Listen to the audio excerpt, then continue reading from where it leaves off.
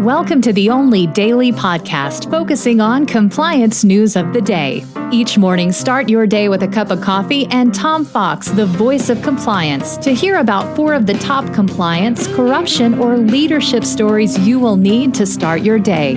The Daily Compliance News is a production of the Compliance Podcast Network. The Daily Compliance News for March 17, 2025. Yes, happy St. Patrick's Day.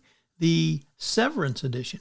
We begin with that story from the New York Times entitled, "Your Innie Will Want to Read This." As Severance nears the end of its second season, the show has created a cultural moment that is changing the way people discuss work-life balance. If that's not a reason for great TV, I don't know what is. In the buzzy show that concludes its second season next week, the characters have 2 distinct lives. The Innies, no relation to their belly buttons, are their work selves. The Outies exist anywhere outside of work. They've chosen to work for Lumen Industries, where they are severed between their personal lives and their work lives. The term has found a new life outside the show, with Innie being used as a shorthand for work. And Outie, well, you know what that means. So I would hope you are watching Severance, or if you haven't, you'll check it out. It's a great show. Next up, Return to the Office has had a byproduct in the form of lunch disruptors.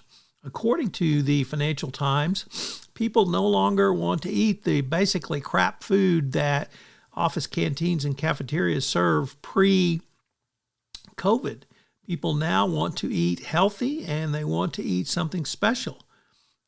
They're willing to spend a little bit more money, and they don't want a crap sandwich, which, of course, is what many canteens delivered. So this is a very interesting part of the return to work protocol.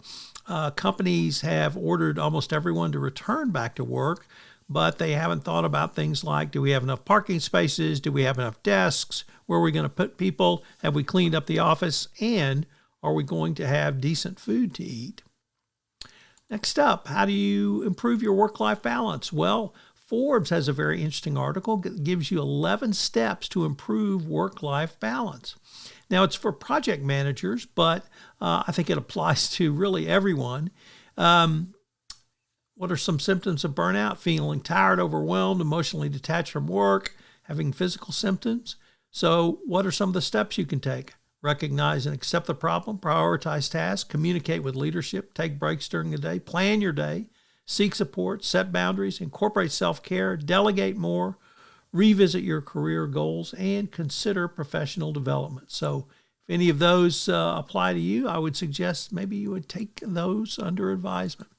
And our final story comes to us from HR Exchange, a first-time contributor to the Daily Compliance News, which discusses the big differences in generations at work. Key findings about Gen Z, Millennials, Gen X, Boomers, and dare I say Gen Alphas are something that every business leader and compliance professional needs to be aware of.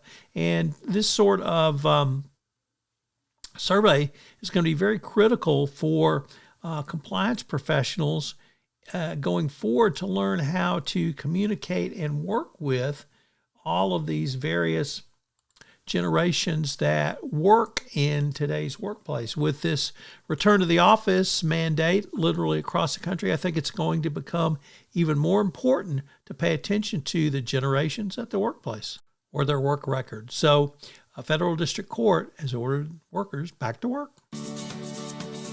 The Daily Compliance News is a production of the Compliance Podcast Network and a proud member of C-Suite Radio. Thanks so much for listening. I hope you'll join me again tomorrow.